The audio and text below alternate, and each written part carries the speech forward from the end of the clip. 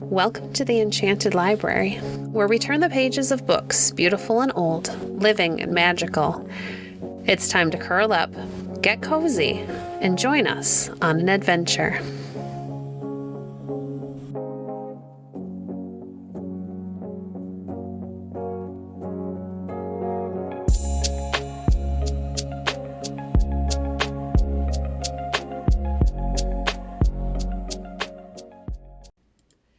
Today we're reading in The Wonder Book by Nathaniel Hawthorne, The Golden Touch.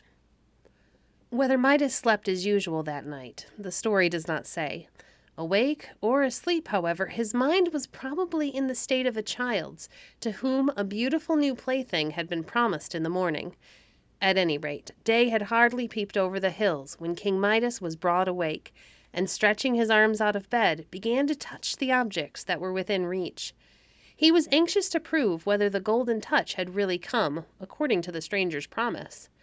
So he laid a finger on the chair by the bedside, and on various other things, but was grievously disappointed to perceive that they remained of exactly the same substance as before. Indeed, he felt very much afraid that he had only dreamed about the lustrous stranger, or else that the latter had been making game of him. And what a miserable affair it would be if, after all his hopes, Midas must content himself with what little gold he could scrape together by ordinary means, instead of creating it by a touch. All this while, it was only the gray of morning, with but a streak of brightness along the edge of the sky, where Midas could not see it. He lay in a very disconsolate mood, regretting the downfall of his hopes, and kept growing sadder and sadder, until the earliest sunbeam shone through the window and gilded the ceiling over his head. It seemed to Midas that this bright yellow sunbeam was reflected in a rather singular way on the right covering of his bed. Looking more closely, what was his astonishment and delight when he found that this linen fabric had been transmuted to what seemed a woven texture of the purest and brightest gold. The golden touch had come to him with the first sunbeam. Midas started up in a kind of joyful frenzy and ran about the room, grasping at everything that happened to be in his way. He seized one of the bedposts, and it became immediately a fluted golden pillar. He pulled aside a window curtain in order to admit a clear spectacle of the wonders which he was performing, and the tassel grew heavy in his hand, a mass of gold. He took up a book from the table. At his first touch, it assumed the appearance of such a splendidly bound and gilt-edged volume as one often meets with nowadays.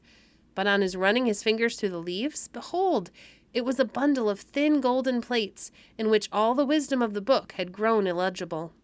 He hurriedly put on his clothes, and was enraptured to see himself in a magnificent suit of gold cloth, which retained its flexibility and softness, although it burdened him a little with its weight. He drew out his handkerchief, which little Marigold had hemmed for him. That was likewise gold, with the dear child's neat and pretty stitches running all along the border in gold thread. Somehow or other, this last transformation did not quite please King Midas. He would rather have had his little daughter's handiwork should have remained just the same as when she climbed his knee and put it into his hand. But it was not worth while to vex himself about a trifle. Midas now took his spectacles from his pocket and put them on his nose, in order that he might be able to see more distinctly what he was about. In those days, spectacles for common people had not been invented, but were already worn by kings. Else, how could Midas have any? To his great perplexity, however, excellent as the glasses were, he discovered that he could not possibly see through them. But this was the most natural thing in the world, for on taking them off, the transparent crystals turned out to be plates of yellow metal, and of course were worthless as spectacles, though valuable as gold. It struck Midas as rather inconvenient that, with all his wealth, he could never again be rich enough to own a pair of serviceable spectacles. "It is no great matter, nevertheless," said he to himself, very philosophically. "We cannot expect any great good without it being accompanied with some small inconvenience. The golden touch is worth the sacrifice of a pair of spectacles, at least, if not of one's very eyesight. My own eyes will serve for ordinary purposes, and little Marigold will soon be old enough to read to me." Wise King Midas was so exalted by his good fortune that the palace seemed not sufficiently spacious to contain him. He therefore went downstairs, and smiled, on observing that the balustrade of the staircase became a bar of burnished gold as his hand passed over it in his descent. He lifted the door latch. It was brass only moments ago, but golden when his fingers quitted it, and emerged into the garden.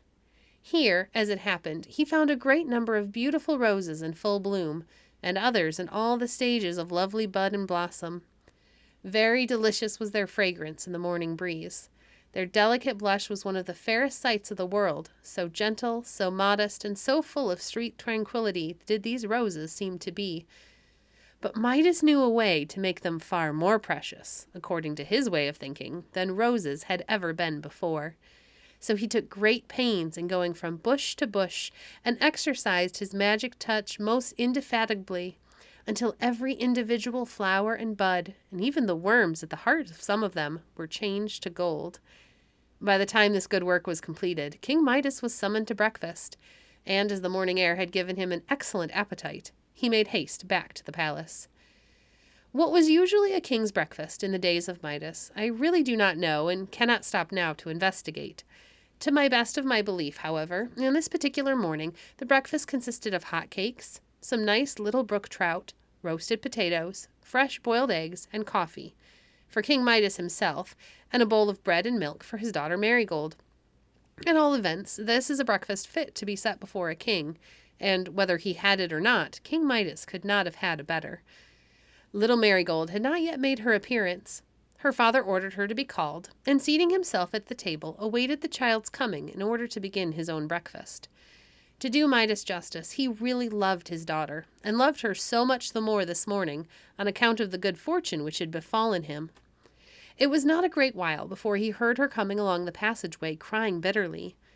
This circumstance surprised him, because Marigold was one of the cheerfulest little people whom you would see on a summer's day, and hardly shed a thimbleful of tears in a 12-month. When Midas heard her sobs, he determined to put little Marigold in better spirits, by an agreeable surprise. So leaning across the table, he touched his daughter's bowl, which was a china one with pretty figures all around it, and transmuted it to gleaming gold. Meanwhile, Marigold slowly and disconsolately opened the door, and showed herself with her apron at her eyes, still sobbing as if her heart would break. "How now, my little lady?" cried Midas. "Pray, what is the matter with you this bright morning?" Marigold, without taking the apron from her eyes, held out her hand, in which was one of the roses which Midas had so recently transmuted. "Beautiful!" exclaimed her father.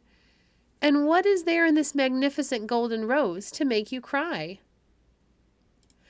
"Ah, dear father," answered the child, as well as her sobs would let her, "it is not beautiful, but the ugliest flower that ever grew. As soon as I was dressed, I ran into the garden to gather some roses for you, because I know you like them, and like them the better when gathered by your little daughter. But oh dear, dear me, what do you think has happened? Such a misfortune! All the beautiful roses that smelled so sweetly and had so many lovely blushes are blighted and spoilt. They're grown quite yellow, as you see this one, and have no longer any fragrance. What can be the matter with them?" "Oh, my dear little girl, pray don't cry about it," said Midas, who was ashamed to confess that he himself had wrought the change which so greatly afflicted her. "Sit down and eat your bread and milk. You will find it easy enough to exchange a golden rose like that, which will last hundreds of years, for an ordinary one which would wither in a day." "I don't care for such roses as this," cried little Marigold, tossing it contemptuously away. "It has no smell, and the hard petals prick my nose." The child now sat down to table, but was so occupied with her grief for the blighted roses that she did not even notice the wonderful transmutation of her china bowl. Perhaps this was all the better, for Marigold was accustomed to take pleasure in looking at the queer figures and strange trees and houses that were painted on the circumference of the bowl, and these ornaments were now entirely lost in the yellow hue of the metal. Midas, meanwhile, had poured out a cup of coffee, and, as a matter of course, the coffee pot, whatever metal it may have been when he took it up, was gold when he set it down. He thought to himself that it was a rather extravagant style of splendor, in a king of his simple habits, to breakfast off a service of gold, and began to be puzzled with the difficulty of keeping his treasures safe. The cupboard and kitchen would no longer be a secure place of deposit for articles so valuable as golden bowls and teapots. Amid these thoughts, he lifted a spoonful of coffee to his lips, and, sipping it, was astonished to perceive that the instant his lips touched the liquid, it became molten gold, and the next moment hardened into a lump. "Ha!" exclaimed Midas, rather aghast. "What is the matter, father?" asked little Marigold, gazing at him with the tears still standing in her eyes. "Nothing, child, nothing," said Midas. "Eat your milk before it gets quite cold." He took one of the nice little trouts on his plate, and, by way of experiment, touched its tail with his finger. To his horror, it immediately transmuted from an admirably fried brook trout into a goldfish, though not one of those goldfishes which people often keep in glass globes as ornaments for the parlor. No, but it was really a metallic fish, and looked as if it had been very cunningly made by the nicest goldsmith in the world. Its little bones were now golden wires, its fins and tail were thin plates of gold, and there were the marks of a fork in it, and all the delicate, frothy appearance of a nicely fried fish, exactly imitated in metal. A very pretty piece of work, as you may suppose. Only King Midas, just as that moment, would have much rather had a real trout in his dish than this elaborate and valuable imitation of one. "I don't quite see," thought he to himself, "how I am to get any breakfast."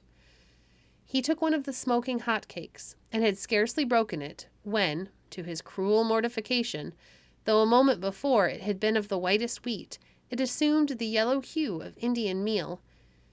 To say the truth, if it had really been a hot Indian cake, Midas would have prized it a good deal more than he now did, when its solidity and increased weight made him too bitterly sensible that it was gold. Almost in despair, he helped himself to a boiled egg, which immediately underwent a change similar to those of the trout and the cake.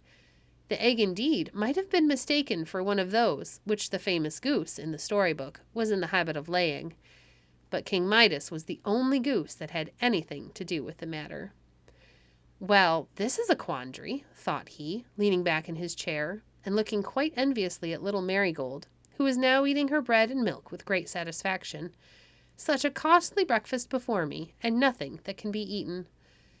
Hoping that, by dint of great dispatch, he might avoid what now he felt to be an inconsiderable inconvenience, King Midas next snatched a hot potato, and attempted to cram it in his mouth and swallow it in a hurry. But the Golden Touch was too nimble for him. He found his mouth full, not of mealy potato, but of solid metal, which so burnt his tongue that he roared aloud, and jumping up from the table, began to dance and stamp about the room, both with pain and affright. "Father, dear father," cried little Marigold, who was a very affectionate child, "pray, what is the matter? Have you burnt your mouth?" "Oh, dear child," groaned Midas dolefully, "I don't know what is to become of your poor father."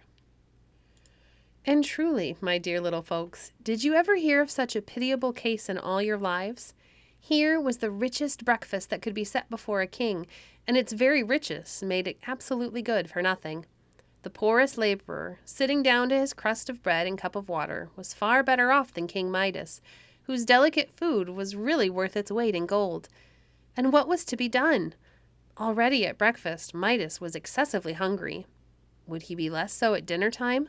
And how ravenous would his appetite for supper, which most undoubtedly consist of the same sort of indigestible dishes as those now before him? How many days, think you, would he survive on a continuance of this rich fare? Thank you for joining us today.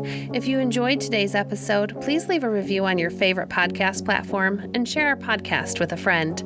Visit our website at www.enchantedlibrary.net to see our past books or to connect with us on Facebook. If you'd like to support the work we do, you can visit our Patreon page at patreon.com/enchantedlibrary. We appreciate your support. Until next time, friends, happy reading.